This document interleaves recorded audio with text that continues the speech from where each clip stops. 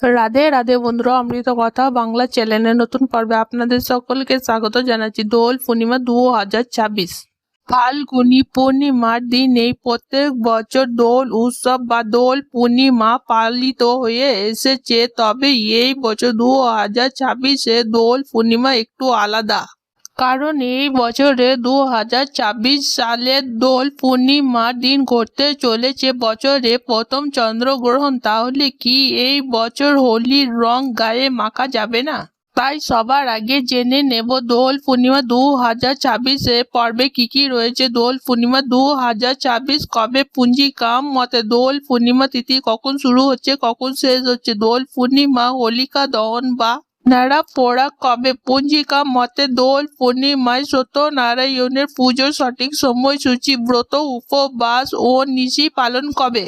2026 সালে বছরে প্রথম যে চন্দ্রগ্রহণ ঘটতে চলেছে সেই চন্দ্রগ্রহণের সঠিক সময়সূচি পঞ্জিকা মতে কি রয়েছে? ভারত ও বাংলাদেশের কতটা প্রভাব পড়বে এই চন্দ্রগ্রহণের ফলে? কোন কোন জায়গা থেকে খালি চোখে দেখা যাবে এই চন্দ্রগ্রহণ? এই দিন কি দোল খেলা যাবে না? পঞ্জিকা মতে শাস্ত্রে কি কি নিষেধাজ্ঞা দেওয়া হয়েছে? গর্ভবতী মহিলাদের জন্য কোন কোন কাজগুলি এই দিন করবেন এবং কোন কোন কাজগুলি পরিত্যাগ করবেন? গ্রহণ যতই একটি মহাজাগতিক ঘটনা হোক না কেন, এর একটি কুপ্রভাব থেকে যায়। তাই এই বছরে প্রথম চন্দ্রগ্রহণে কুপ্রভাব থেকে মুক্তির উপায় কি রয়েছে? এই সমস্ত প্রশ্নের উত্তর নিয়ে আজ আমার স্পেশাল পর্বটি। তাই যারা প্রথমবার আমার চ্যানেলটি দেখছেন তারা অতি অবশ্যই অমৃত কথা বাংলা চ্যানেলটিকে লাইক, কমেন্ট, শেয়ার এবং সাবস্ক্রাইব করতে ভুলবেন না। আর পাশে থাকা বেল আইকনটি প্রেস করবেন, যার জন্য আমার চ্যানেলে যখন যখন নতুন নতুন ভিডিও আসবে আপনার কাছে তার নোটিফিকেশন যাবে সবার আগে। আর অবশ্যই কমেন্ট বক্সে জয় শ্রী কৃষ্ণ কথাটি লিখতে ভুলবেন না। আর বেশি দেরি না করে আজকের স্পেশাল পর্বটি শুরু করা যাক। ফাল্গুন মাসে পূর্ণিমা তিথিতে সেই পুরা কাল থেকে পালিত হয়ে এসেছে দোল পূর্ণিমা বা দোল উৎসব। তাই সবার প্রথমে জেনে নেব 2026 সালে দোল পূর্ণিমা কবে। 3 মার্চ 2026 মঙ্গলবার দোল পূর্ণিমা পালিত হবে। বাংলা 18 ফাল্গুন 1432 বঙ্গাব্দে শুক্লপক্ষে পূর্ণিমা তিথি পালিত হবে। এবারে জেনে নেব পঞ্জিকা মতে দোল পূর্ণিমা তিথি কখন শুরু হচ্ছে, কখন শেষ হচ্ছে। ইংরেজি 2 মার্চ 2026 সোমবার, বাংলা 17 ফাল্গুন 1432 বঙ্গাব্দে সন্ধ্যা 5:40 থেকে পূর্ণিমা তিথি শুরু হবে এবং এই পূর্ণিমা তিথি সমাপ্ত হবে ইংরেজি 3 মার্চ 2026 বাংলা 18 ফাল্গুন 1432 বঙ্গাব্দে বিকেল 4:58 পর্যন্ত এই তিথি থাকছে এবং উপবাস পালন করা হবে 3 মার্চ বিকেল 4:45 পর্যন্ত। এবারে আমরা জেনে নেব এই দিন সত্যনারায়ণের ব্রত করা হবে। সেই সত্যনারায়ণের ব্রত কবে পালন করা হবে? পঞ্জিকা মতে পূর্ণিমার নিশি পালন করা হবে 2 মার্চ সন্ধ্যা 5:42 থেকে সন্ধ্যা 7:11 মধ্যে এবং এই সময়ে সত্যনারায়ণের ব্রত কথা পালন করা হবে এবং এই দিনে নিশি পালনও করা হবে। এরপরে আমরা জেনে নেব এই দিনে অর্থাৎ হোলি পূর্ণিমার দিনে যে বিশেষ এক অনুষ্ঠান হবে, সেটা হলো ন্যাড়া পোড়া বা হোলিকা দহন। এই ন্যাড়া পোড়া বা হোলিকা দহন কবে অনুষ্ঠিত হবে? 3 মার্চ সন্ধ্যা 7:15 পর থেকে 8:50 মধ্যে ন্যাড়া পোড়া বা হোলিকা দহন সম্পূর্ণ হবে।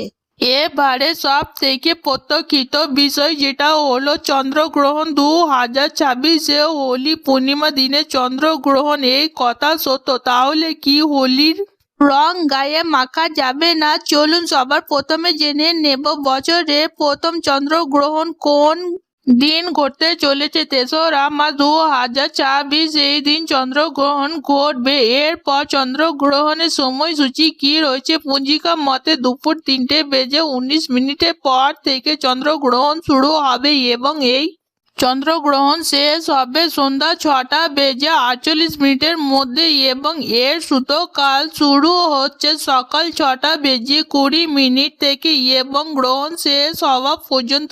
এই কাল সময় রয়েছে কোন কোন জায়গা থেকে দেখা যাবে?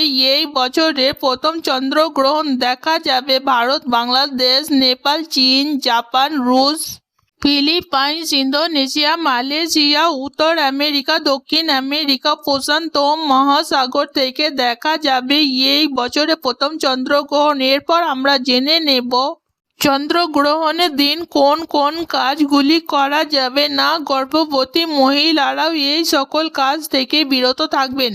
সবার প্রথমে 3 মার্চ দুপুর 3:19 পর থেকে ঘরের বাইরে একেবারে বেরোবেন না। গ্রহণের আলো যেন একেবারে আপনাকে স্পর্শ করতে না পারে। দরজা জানলা বন্ধ করে রাখবেন এবং অবশ্যই খেয়াল রাখবেন যেন কোনোভাবেই বাইরে আলো ঘরে প্রবেশ না করতে পারে।